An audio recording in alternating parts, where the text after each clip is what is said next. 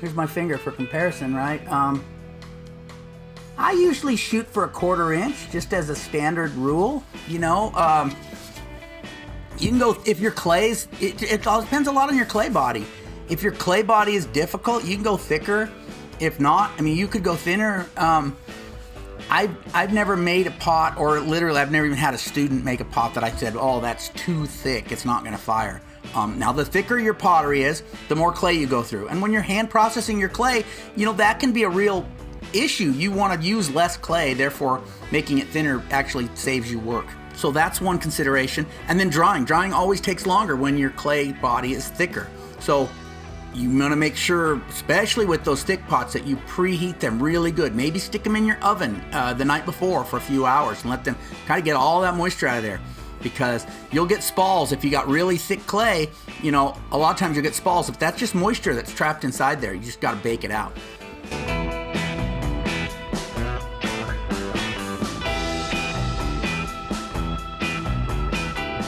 If I just had a ball of clay, that'd be very difficult to fire, I think, because, I mean, if it was solid, that inside, you know, you've got moisture that's in between the clay particles, but there's even like molecular moisture in clay that will give off at a certain temp, and it has to get out. That water vapor has to escape the pot.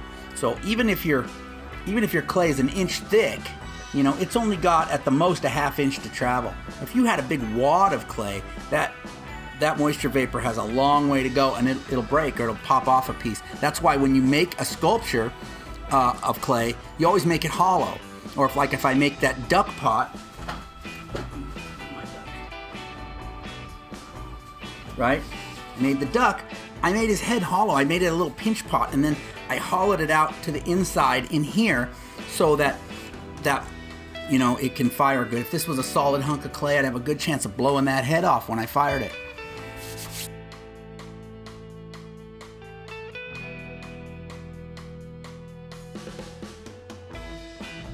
It's usually said you can go up to about 50% temper. You go over that, you're starting to make your pottery too brittle, and it's not really effective. You should find a different clay. They have terrible clay up there.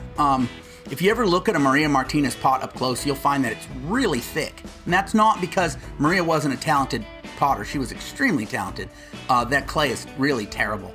And it's what they call thrixoplastic, I think. So the more you work it, the looser it becomes. So then you have to let it set so it'll firm up, and it's just weird stuff.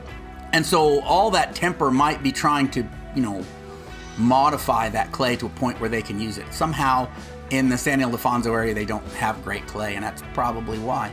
And yeah, you can go up to 50% temper, but it depends on the clay. You have to experiment. I always start with 20.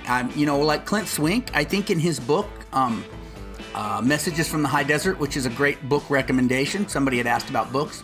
I think he says like 12%, which is really low for me, but I fire on the surface, so we get a really sharp temperature spike, and then really sharp comes down afterward. So when he's firing in a pit, it's a lot slower. So when you have those sharp temperature spikes, you need a little more protection against thermal shock. And so, like, I fired a bunch of Clint's pottery up at the Southwest Kiln Conference in Springerville in like 2016, and I broke like all of it. And that was because he was using like 12% temper and I was using like 20 to 30.